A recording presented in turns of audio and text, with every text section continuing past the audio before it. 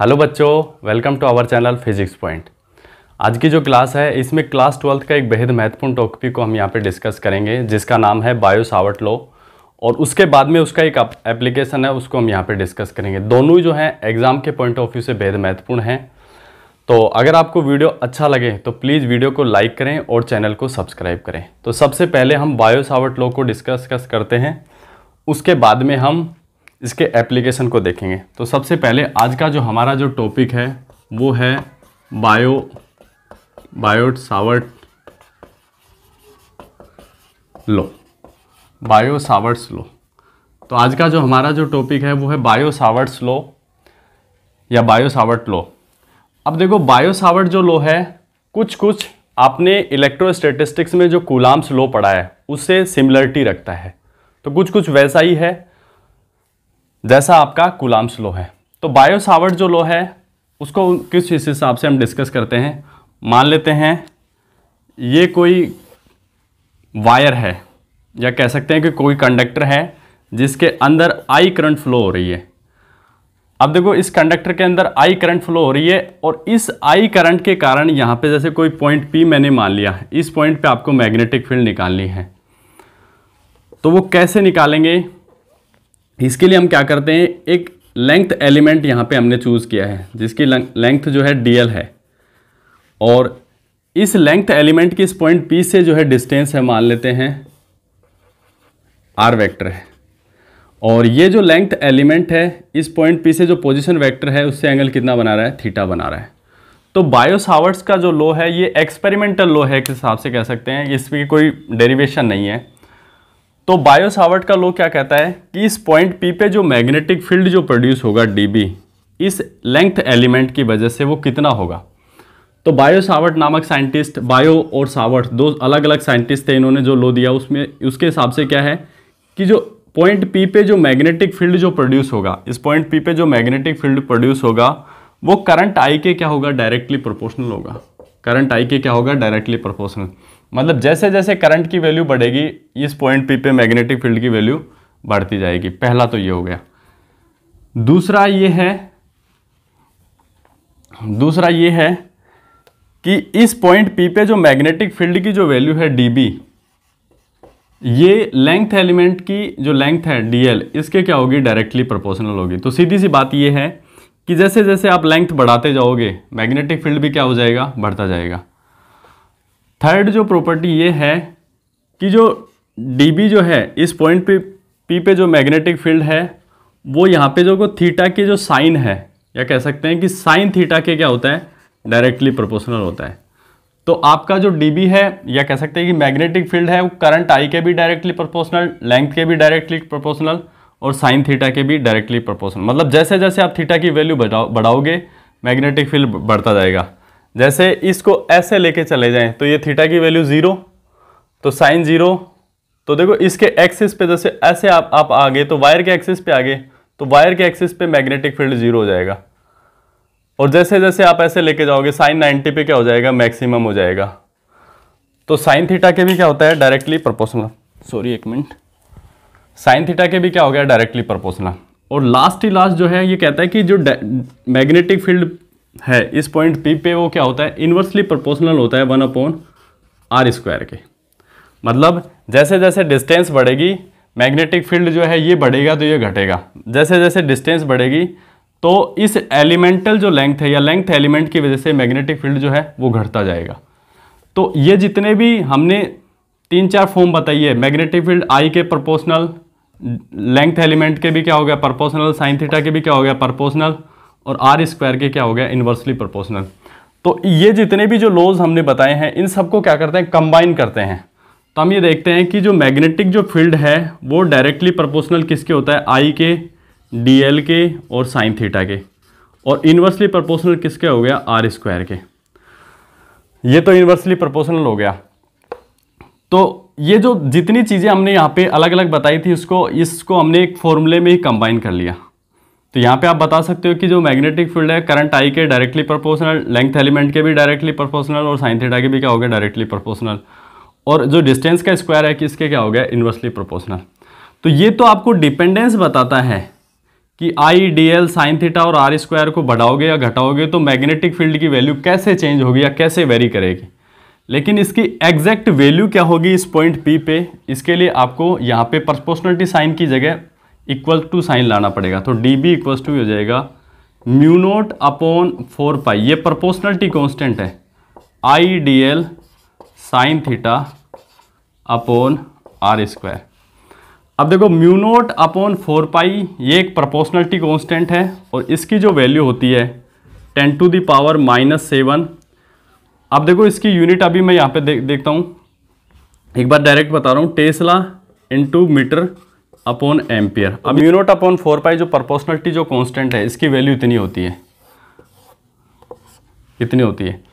अब ये तो हमने जो आपका बायो सावर्ट जो लॉ है इसके मैग्नीट्यूड को रिप्रेजेंट कर रहा है। अब देखो इसका अगर वेक्टर फॉर्म लिखें तो वेक्टर फॉर्म लिखेंगे अगर बायो सावर्ट के लॉ की, तो वेक्टर फॉर्म देखो कुछ इस हिसाब से होती है। एक बार मैं इसको थोड़ा सा इरेज करता हूँ, थोड़ा सा इरेज करता हूँ। बायो सावर्ट का जो लॉ है इसकी वेक्टर फॉर्म क्या होगी, देखो हमारा जो लॉ है कुछ इस हिसाब से है। तो देखो डी बी इक्वल टू हमारा चल रहा है mu naught upon 4 pi I D L sine theta upon R square. अब मैं देखो ये जो साइन थीटा जो एंगल बन रहा है ये किस किस के बीच में बन रहा है, लेंथ एलिमेंट डी एल और पोजीशन वेक्टर आर वेक्टर के बीच में। तो देखो यहाँ पे मेरे पास आई तो एक स्केलर क्वांटिटी है, अगर मेरे को इसको क्रॉस प्रोडक्ट के रूप में लिखना है तो मेरे को क्या करना पड़ेगा, यहाँ से आर से मल्टीप्लाई करना पड़ेगा और आर से डिवाइड करना पड़ेगा, क्योंकि ये साइन थीटा भी इन दोनों के बीच का ही एंगल है तो ये इसको बुरा भी नहीं मानेगा कहने का मतलब। तो मैं क्या करूँगा, आर से गुणा करूँगा, D B equals to mu naught upon 4 pi I D L, R से मैंने मल्टीप्लाई किया और आर से ही मैं भाग देता हूँ तो आर स्क्वायर है तो आर क्यूब हो जाएगा। अब देखो थोड़ा सा और इरेज कर लेता हूँ। अब देखो D L cross R sine D L R sine theta, तो देखो आपने ये फॉर्मूले पढ़े होंगे 11th क्लास में वेक्टर एनालिसिस, वेक्टर में A vector cross B vector equals to A B sine theta. अब यहाँ पे जो साइन थीटा जो एंगल होता है ना ए वेक्टर और बी वेक्टर के बीच का एंगल होता है, यहाँ पे भी देखो थीटा जो एंगल है डी एल और आर के बीच का ही है, तो इसको आप क्रॉस प्रोडक्ट के रूप में लिख सकते हैं, तभी हमने आर को ऊपर नीचे मल्टीप्लाई किया है। तो डी बी वेक्टर को वेक्टर फॉर्म में क्या लिखेंगे, म्यू नोट अपॉन 4 पाई, आई तो एक स्केलर क्वांटिटी है तो इसको वेक्टर के साथ ले भी नहीं सकते, ये हो जाएगा D L vector cross R vector upon R cube. तो इस पॉइंट पी पे जो मैग्नेटिक फील्ड का जो डायरेक्शन विद डायरेक्शन जो आपका फॉर्मूला होगा वो कुछ इस हिसाब से होगा। तो इस लेंथ एलिमेंट की वजह से इस पॉइंट पी पे जो मैग्नेटिक फील्ड की वैल्यू क्या होगी वेक्टर फॉर्म में ये होगी, और मैग्नीट्यूड हमने ये देखा ही था। तो यही आपका बायो सावर्ट लॉ है। उम्मीद करता हूँ कि आपको अच्छे से समझ में आया होगा। नेक्स्ट जो स्लाइड में हम बायो सावर्ट्स जो लॉ है इसका एक इम्पोर्टेंट एप्लीकेशन है उसको यहाँ पे डिस्कस करेंगे। तो चलते हैं नेक्स्ट स्लाइड में। तो देखो बायो सावर्ट का जो लॉ है उसका जो इम्पोर्टेंट एप्लीकेशन ये है कि magnetic field on the axis of circular loop, मतलब बायो सावर्ट के लॉ का ही हम यूज़ करते हुए कोई सर्कुलर लूप होगा उसके एक्सिस पे मैग्नेटिक फील्ड की वैल्यू क्या होगी उसको हम यहाँ पे कैलकुलेट करेंगे। तो सबसे पहले यहाँ पे हम एक सर्कुलर लूप कंसीडर करेंगे। तो ध्यान से पिक्चर से समझने की प्रयास करना। से मान लेते हैं ये कोई सर्कुलर लूप है, ये कोई सर्कुलर लूप है आपके पास, जिसकी जैसे ये इसका सेंटर हो गया। तो इस सर्कुलर लूप को देखो ये ऐसे है आपका, तो इसको 3D में हम कैसे इमेजिन करें, इसके लिए हमें एक कार्टेशियन कोऑर्डिनेट सिस्टम को यहाँ पे कंसीडर करके चलेंगे। तो ये हमने एक कार्टेशियन कोऑर्डिनेट सिस्टम लिया है, ये इसका एक्स एक्सिस हो गया और ये इसका वाई एक्सिस हो गया और ये इसका जेड एक्सिस हो गया। अब देखो आपका जो सर्कुलर लूप जो है वो वाईजेड प्लेन में है, कुछ इस हिसाब से है। अब देखो सर्कुलर जो लूप है इसकी रेडियस कैपिटल आर मान लेते हैं और इसके अंदर आई करंट फ्लो हो रहा है, तो ये करंट ऐसे जाके ऐसे आ रहा है, तो इसमें नीचे की तरफ ऐसे डायरेक्शन हो जाएगी। अब हमें निकालना है magnetic field on the axis of circular loop. तो ये इसका सेंटर हो गया, तो ये ओ एक्स जो है ये एक हिसाब से कह सकते हैं कि जो सर्कुलर जो लूप है उसका एक्सिस है। जैसे ऐसे सर्कुलर लूप है, ये ओ एक्स जो एक्स एक्सिस जो है इसके सेंटर से आ रहा है, तो ये एक्स एक्सिस है, ये इसका क्या है, एक्सिस है कह सकते हैं। अब देखो magnetic field on this axis of circular loop, तो ये इसका क्या है, एक्सिस है। अब इसके एक्सिस पे हमने कोई ये पॉइंट P मान लिया है, इसी पे हमें क्या निकालना है, मैग्नेटिक फील्ड निकालना है। तो इस पॉइंट P पे हमें क्या निकालना है, मैग्नेटिक फील्ड। तो इसकी सेंटर से जो डिस्टेंस वो मान लेते हैं x है, क्या मान लेते हैं, x है।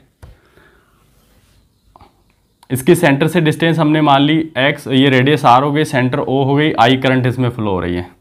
तो देखो बायो सावर्ट का लॉ का जो यूज़ करते हुए हम क्या करेंगे, इस पॉइंट P पे मैग्नेटिक फील्ड निकालेंगे।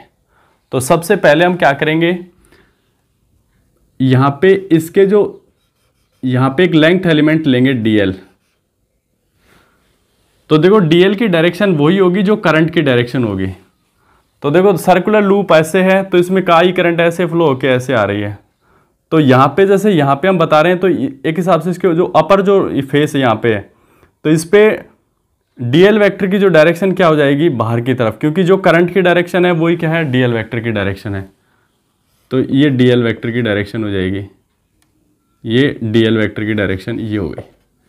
अब देखो करंट जो है ऐसे घूम के ऐसे आ रही है नीचे, तो यहाँ पे भी हम लेंथ एलिमेंट लें मान लो थोड़ा सा, तो यहाँ पे dl की जो डायरेक्शन होगी वो अंदर की तरफ, क्योंकि करंट जो है ऐसे फ्लो होके ऐसे तो बाहर की तरफ, ऐसा है आपका सर्कुलर लूप, तो ऐसे बाहर की तरफ, और जैसे नीचे जाएगी तो ऐसे अंदर की तरफ। तो यहाँ पे जो लेंथ जो एलिमेंट है इसकी डायरेक्शन इनटू द बोर्ड होगी, कहने का मतलब यहाँ पे आउट ऑफ द बोर्ड है, यहाँ पे इसके अंदर इनटू द बोर्ड होगी। अब देखो इस लेंथ एलिमेंट की वजह से हमें बायो सावर्ट का लो लगा के यहाँ पे इस पॉइंट P पे मैग्नेटिक फील्ड लगाना है। तो यहाँ पे फाइंड आउट करना है, कहने का मतलब। तो इस पॉइंट P से जो इसकी डिस्टेंस है वो मान लेते हैं r वेक्टर है, या कह सकते हैं पोजीशन वेक्टर r वेक्टर है। अब इस r वेक्टर का मैग्नीट्यूड क्या होगा, हम पाइथागोरस प्रमेय से लगा के बता सकते हैं। जैसे ये परपेंडिकुलर हो गया, बेस हो गया, तो ये क्या हो जाएगा, हाइपोटेनस हो जाएगा। तो X square plus R square, तो ये r की वैल्यू हो गई। अब देखो बायो सावर्ट के लॉ का हम यूज़ करेंगे, इस पूरा जो सर्कुलर जो लूप है इसकी वजह से इस पॉइंट पे मैग्नेटिक फील्ड निकालेंगे। तो सबसे पहले एलिमेंटल लेंथ के कारण इस पॉइंट P पे मैग्नेटिक फील्ड कितना है, फिर सबका सम करके इस पॉइंट पे मैग्नेटिक फील्ड क्या होगा उसको हम इजीली कैलकुलेट कर सकते हैं।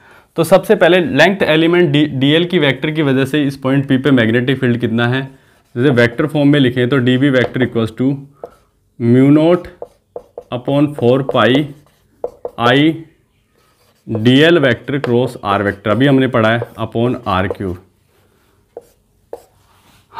अब देखो जैसे कोई भी दो क्वांटिटी हैं, जैसे a vector cross b vector हैं, तो a vector cross b vector की डायरेक्शन कैसे निकालोगे, a वेक्टर से b वेक्टर की तरफ आप फिंगर को कर्ल करोगे तो जो थंब जो है आपको a vector cross b vector की डायरेक्शन देगा। सिमिलरली यहाँ पे वही कॉन्सेप्ट लगाएंगे, dl vector cross r vector लगाएंगे तो जो इनका जो क्रॉस प्रोडक्ट है आपको dv वेक्टर की डायरेक्शन बताएगा।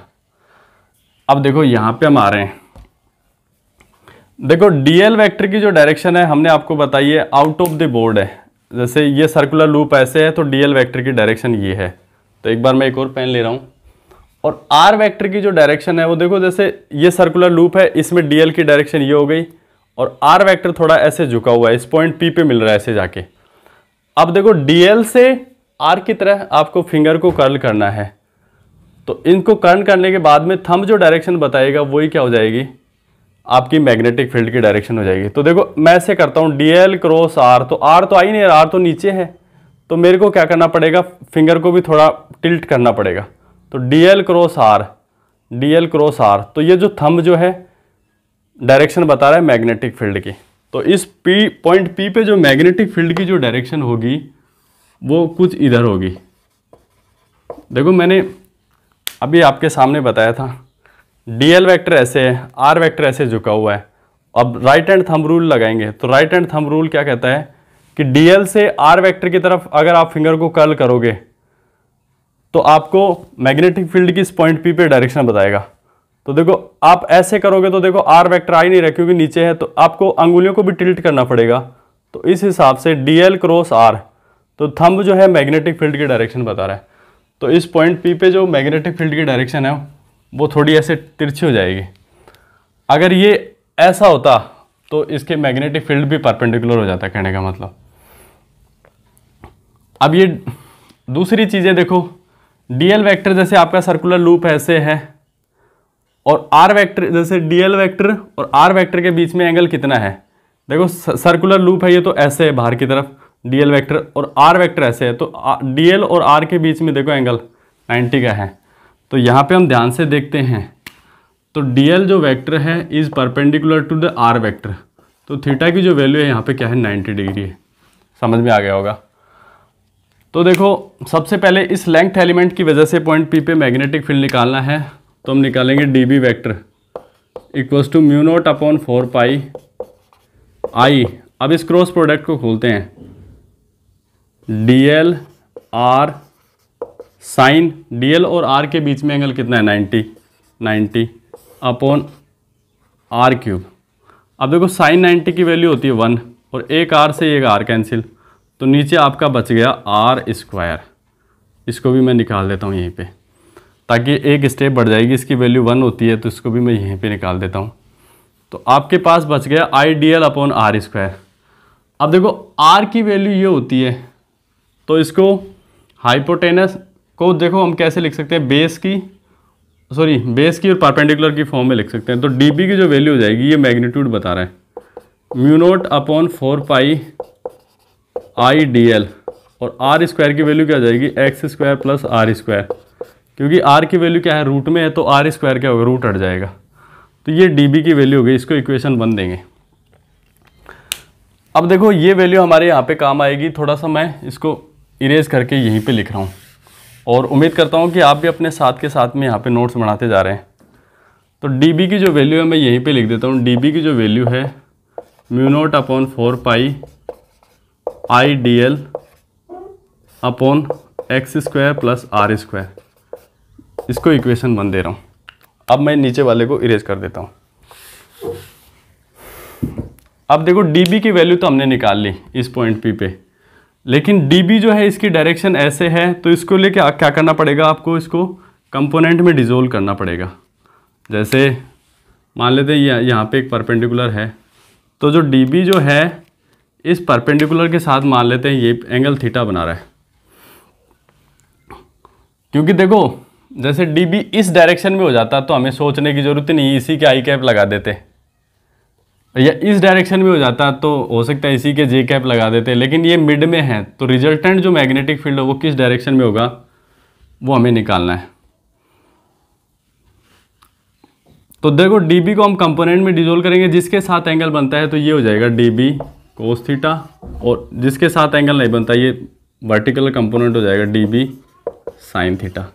वैसे ही देखो आपका सर्कुलर लूप ऐसे था, और ये ऊपर वाला डीएल बाहर की तरफ है, जैसे ये डीएल बाहर की तरफ, जैसे करंट ऐसे आएगी नीचे की तरफ, तो ये इस डीएल की डायरेक्शन इनटू द क्या है बोर्ड है। तो इसके लिए जैसे यहाँ पे जो मैग्नेटिक फील्ड की जो डायरेक्शन निकल के आएगी, जैसे आर वेक्टर ये हो गया, तो इसके लिए जो मैग्नेटिक फील्ड की जो डायरेक्शन होगी वो इसके जस्ट अपोजिट हो जाएगी, जैसे इसका मिरर कह सकते हैं। आप इसको भी राइट हैंड थंब रूल लगा के आराम से निकाल सकते हैं, क्योंकि इस ज्योमेट्री में जैसे हाथ को ऐसे टेढ़ा करके निकालना मतलब थोड़ा डिफिकल्ट टास्क है, लेकिन आप राइट हैंड थंब रूल लगा के निकाल सकते हैं। तो इसके डीबी की जो डायरेक्शन होगी वो भी इसके भी ऐसे ही होगी, तो उसका भी इसके साथ में एंगल मान लेते हैं थीटा है। तो इसके जो ये जो कंपोनेंट हो जाएगी, हो जाएगा डीबी कोस थीटा, और ये हो जाएगा इधर एक्स एक्सिस के अलोंग डीबी साइन थीटा। तो देखो डीबी कोस थीटा क्या हो जाते हैं, एक दूसरे को कैंसिल कर देंगे, ये नीचे की तरफ है वो ऊपर की तरफ है, तो ये एक दूसरे को क्या कर देंगे कैंसिल कर देंगे, और ये जो हॉरिजेंटल जो ये जैसे एक्स एक्सिस के अलोंग जो कंपोनेंट है वो ऐड हो जाएंगे।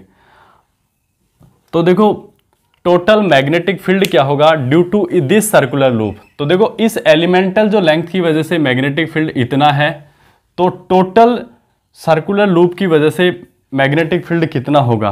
तो ये जो सारे डीबी साइन थीटा, जैसे इसका डीबी साइन थीटा, इसका डीबी साइन थीटा, सारे डीबी साइन थीटा, सारे पूरी जो सर्कुलर जो लूप है उसका जुड़ के एक हो जाएंगे, और जो ये डी बी कोस थीटा वाले हैं कंपोनेंट क्या हो जाएंगे, कैंसिल हो जाएंगे।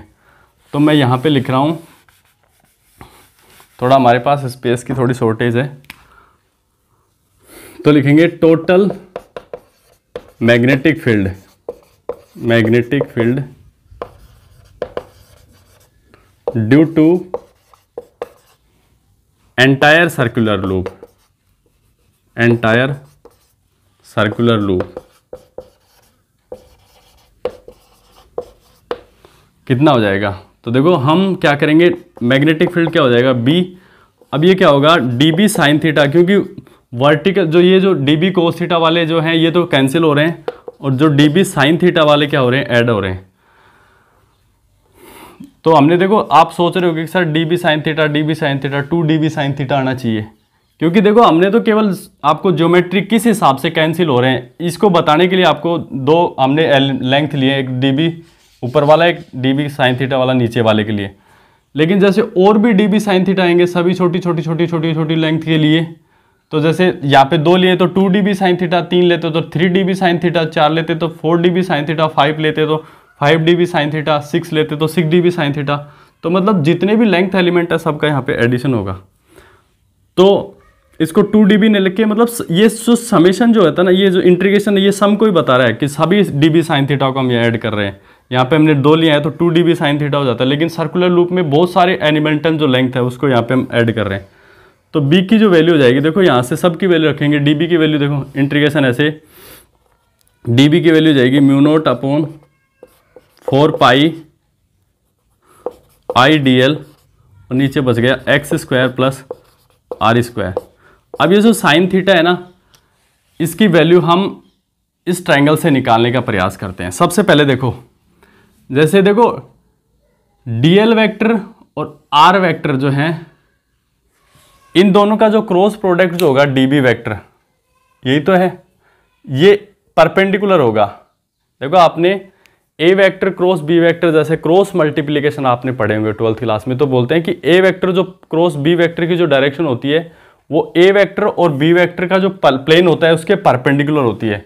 तो यहाँ पे डीएल वेक्टर और आर वेक्टर का जो हमने क्रॉस प्रोडक्ट निकाला है, तो इसकी जो डीबी वेक्टर की जो डायरेक्शन है वो क्या है, परपेंडिकुलर है। मतलब ये जो एंगल है ना 90 डिग्री का है। तो देखो ये 90 डिग्री का है, तो ये इधर वाला क्या बच गया 90 माइनस थीटा। अब देखो ये तो आपको 90 दिख ही रहा होगा, तो देखो ये 90 माइनस थीटा है और ये टोटल 90 है, तो ये एंगल कितना हो जाएगा थीटा। तो बस आपको यही चाहिए था। अब इस थीटा की हेल्प से देखो इस जो ये ट्रायंगल आपको दिख रहा है, जैसे ये ट्रायंगल आपको दिख रहा होगा, इसमें आपको साइन थीटा की वैल्यू निकालनी है। ये साइन थीटा की वैल्यू हम यहाँ पे रखेंगे। तो मैं थोड़ा सा ज्योमेट्री इसको इरेज करके यहीं पे लिख रहा हूँ। साइन थीटा की जो वैल्यू है वो कितनी हो जाएगी, देखो साइन थीटा इक्वल्स टू होता है परपेंडिकुलर अपॉन हाइपोटेनस। तो परपेंडिकुलर क्या है, आर अपॉन हाइपोटेनस, तो ये हो जाएगा root X square plus R square. तो ये वैल्यू मैंने यहाँ पे रखी, R upon X square plus R square. इसकी पावर मैं हाफ कर देता हूँ, रूट को हाफ पावर में लिख सकते हैं ना। अब देखो नीचे स्पेस नहीं है, तो इसी को इरेज करके दोबारा से इसी से आप कॉपी भी करते जा रहे हो, समझते भी जा रहे हो। अब देखो ये हमने dB की वैल्यू निकाल ली, तो टोटल जो मैग्नेटिक फील्ड होगा B इक्वल्स टू, देखो इस इंटीग्रेशन में देखो एक बार तो integration mu naught upon 4 pi I D L और ये कैपिटल R। अब नीचे देखो X square plus R square की पावर कितनी है, कुछ भी नहीं है, तो 1 पावर मान सकते हैं, और ये हाफ पावर है। 1 power plus half power 3/2 power हो गई। तो X square plus R square की पावर कितनी हो गई, 3/2 हो गई। अब देखो इसका इंटीग्रेशन करते हैं तो हम ये देखते हैं कि आई जो है, इसमें जो सर्कुलर जो लूप है इसमें करंट आई फ्लो रही है वो भी कांस्टेंट है, रेडियस भी कांस्टेंट है। म्यू नोट अपॉन 4 पाई ये भगवान के घर से ही कांस्टेंट था। ये म्यू नोट जो है इसको परमेबिलिटी ऑफ फ्री स्पेस बोलते हैं। म्यू नोट को क्या बोलते हैं, परमेबिलिटी ऑफ फ्री स्पेस। और एक्स स्क्वायर जैसे यहाँ पे डिस्टेंस हमने ली है ये भी कांस्टेंट है, आर वही कांस्टेंट है। तो जितनी भी जो कांस्टेंट क्वांटिटी है उनको हम इंटीग्रेशन से बाहर लेंगे, तो mu naught upon 4 pi I R, नीचे बचा X square plus R square की पावर 3/2। अब देखो इंटीग्रेशन dl बचा। अब dl ही वेरिएबल क्यों था? क्योंकि वेरिएबल इसलिए है कि हमने छोटी सी लेंथ ली, हम चाहते तो और बड़ा सा एरिया ले सकते थे, पूरा सर्कुलर लूप ले सकते थे। तो ये छोटे छोटे अल्पांशों में या छोटे छोटे लेंथ एलिमेंट में इसको डिवाइड किया है। तो ये जो है ये वेरिएबल है, मतलब ये यहाँ पे यही वेरिएबल है। अब देखो ये यहाँ पे बहुत ही बड़ा मीनिंग आपको दे रही है। इंटीग्रेशन डीएल का मतलब होता है जितने भी जो सर्कुलर लूप में है सभी को आप इंटीग्रेट करोगे, छोटे छोटे छोटे छोटे सभी डीएल को मिलाओगे तो आपको सर्कुलर जो लूप है उसकी सरकमफेरेंस मिलेगी। जितने भी लेंथ एलिमेंट है उसको सब छोटे छोटे लेंथ एलिमेंट को आप ऐड करोगे तो यहाँ पे आपको क्या मिलेगी? सर्कुलर जो लूप है उसकी सरकमफेरेंस मिलेगी। तो उसकी वैल्यू कितनी होती है? ये 2 पाई कैपिटल आर। तो बी की जो वैल्यू हो जाएगी μ0/4 पाई काई आर, और इसकी डीएल की वैल्यू हो जाएगी 2 पाई आर अपॉन नीचे हो गया x² + r² की पावर 3/2। ये हो गया। अब देखो, अब इसमें जो कैंसिल हो रहा है, देखो 2 पाई से ये 4 पाई कैंसिल हो रहा है, 2 बार गया इसमें भाग, हमारा 2 टाइम्स गया। अब देखो मैग्नेटिक जो फील्ड है इसको ऊपर को इरेज करके हमें चलना पड़ेगा। तो मैग्नेटिक फील्ड B जो है μ0/2 बचा केवल यहाँ पे μ0, और यहाँ पे देखो I × r तो r² हो गया μ0I r², और नीचे बचा 2, ये बचा x² + r² की पावर 3/2।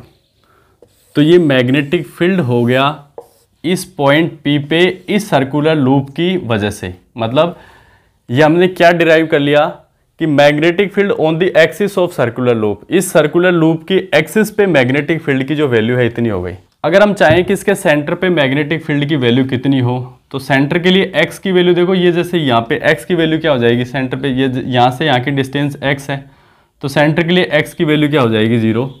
तो सेंटर के लिए जो मैग्नेटिक जो फील्ड है उसको हम BO, मतलब यहाँ पे सेंटर पे O ही तो है, सेंटर को O से रिप्रेजेंट किया है, तो सेंटर के लिए क्या हो जाएगी μ0I/r² अपॉन 2। अब देखो ये 0 हो गया तो r की पावर 2 × 3/2। देखो इस 2 से ये 2 कैंसिल हो गया, तो यहाँ पे देखो r³ हो गया। तो B0 = सेंटर पे मैग्नेटिक फील्ड μ0I/r², और नीचे बच गया 2r³। तो देखो r² से ये r³ एक पावर बच गई नीचे केवल, तो μ0I/2r। ये सेंटर पे क्या है? मैग्नेटिक फील्ड है। ये क्या है? इस पॉइंट P पे मैग्नेटिक फील्ड था और ये सेंटर पे मैग्नेटिक फील्ड है। अब देखो छोटा सा एप्लीकेशन ये है कि यहाँ पे हमने जो सर्कुलर जो लूप ली है इसमें केवल एक ही वायर है, मतलब एक ही टर्न है। अगर हमारे पास वायर थोड़ा और लंबा होता तो हम इसके मल्टीपल टर्न ले सकते थे, जैसे 2 सर्कुलर लूप होते, 3 सर्कुलर लूप होते, 4 सर्कुलर लूप होते, तो उसी रेशियो में ये मैग्नेटिक फील्ड बढ़ जाएगा। देखो एक वायर की वजह से, या कह सकते हैं एक सर्कुलर लूप की वजह से मैग्नेटिक फील्ड इतना आ रहा है।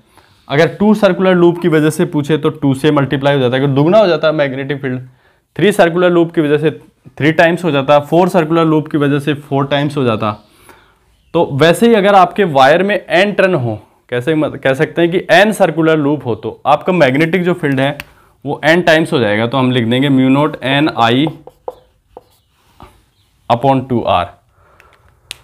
तो ये जैसे इसको भी n टाइम्स करना हो तो n सर्कुलर लूप के लिए भी ये भी n से मल्टीप्लाई हो जाएगा पॉइंट P के लिए, और ये सेंटर के लिए भी मल्टीप्लाई हो जाएगा। अब देखो ये जो हमने magnetic field on the axis of circular loop पढ़ा है, इसी के ऊपर बेस आपके NCERT में एक प्रॉब्लम है इसी फॉर्मूले पे बेस, वो है एक्सरसाइज 4.1।